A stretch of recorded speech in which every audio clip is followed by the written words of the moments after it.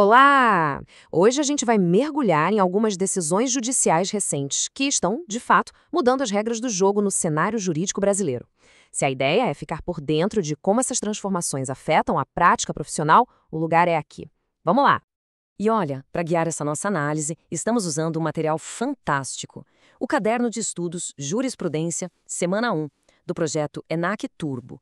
Esse material foi todo elaborado pelo professor doutor Marcelo Lessa, que é o idealizador e o grande mentor do projeto.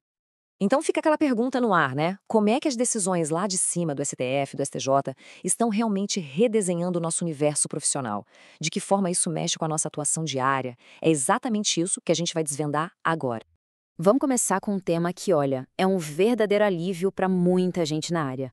A responsabilidade pessoal por interpretações da lei.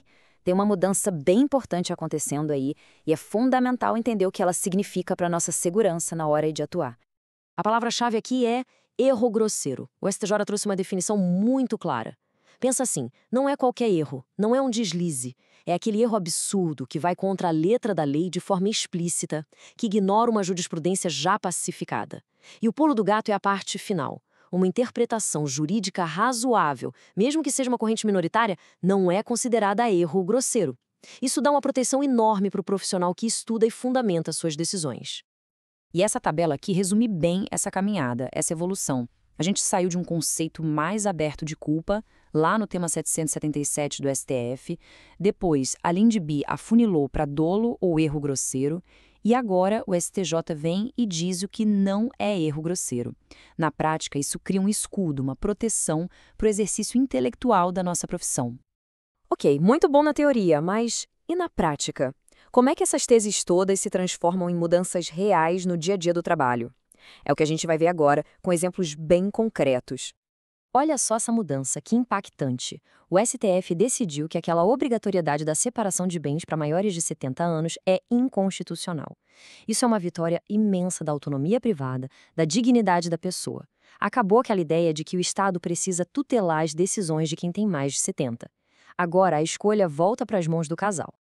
Agora, falando de mercado imobiliário, o STJ também trouxe uma novidade que muda bastante as coisas no cálculo do ITBI. Antes, a prefeitura usava um valor de referência dela e pronto. Agora não. O valor que vale, em princípio, é o valor da transação, aquele que está na escritura. O ônus da prova inverteu. Se o município discordar, é ele quem tem que abrir um processo e provar que o valor declarado está errado. Isso traz muito mais segurança jurídica para os negócios. E no direito empresarial, hein? O STJ deu uma clareada importante para a gente diferenciar uma sociedade simples de uma sociedade empresária. O segredo é olhar para o elemento de empresa. A gente tem que se perguntar o seguinte: o que é mais importante para aquele negócio? A habilidade pessoal, intelectual dos sócios, como num pequeno escritório de advocacia? Ou a organização dos fatores de produção, a estrutura, como numa grande fábrica? Essa resposta define tudo. Mas atenção, nem tudo são flores. Se por um lado a responsabilidade na interpretação da lei ficou mais protegida, por outro, o risco relacionado a erros formais de procedimento aumentou. E esse é um ponto de alerta máximo. Tem um conceito aqui que é fundamental: dano in re ipsa. Traduzindo, é o dano presumido. Em algumas situações, como um protesto indevido de um título, não precisa ficar provando que sofreu um abalo moral, que teve prejuízo. O simples fato do erro ter acontecido já gera automaticamente o dever de indenizar. O dano já está ali, presumido. E como o professor Lessa muito bem aponta, isso é uma clássica pegadinha de concurso, mas que vale para a vida real. O tabelião de protesto, por exemplo, não entra no mérito da dívida. O papel dele é checar a forma, o procedimento. Se ele cometer um erro grosseiro, formal nesse processo, a responsabilidade pode cair no colo dele, justamente porque o dano, como a gente viu, é presumido. Ufa, foi bastante informação importante, né? Mas agora é a hora de organizar tudo isso.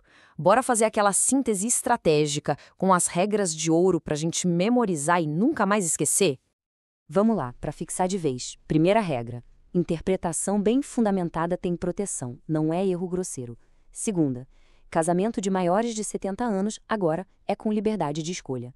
Terceira: no ITBI, o valor que manda é o da transação. Quarta: para saber o tipo de empresa, olhe para a organização. E quinta, importantíssima: em protesto indevido, o erro formal gera dano presumido. Atenção aos detalhes é crucial. pronto. E para a gente fechar com chave de ouro, tem uma reflexão do professor Lessa que é simplesmente perfeita. A lei é o nosso mapa. Contudo, é a jurisprudência que nos dá a bússola para navegar as áreas cinzentas desse mapa. Isso resume tudo, né? A lei dá o caminho, mas é o estudo constante da jurisprudência que nos permite navegar com segurança. E com isso, a gente encerra a nossa conversa de hoje.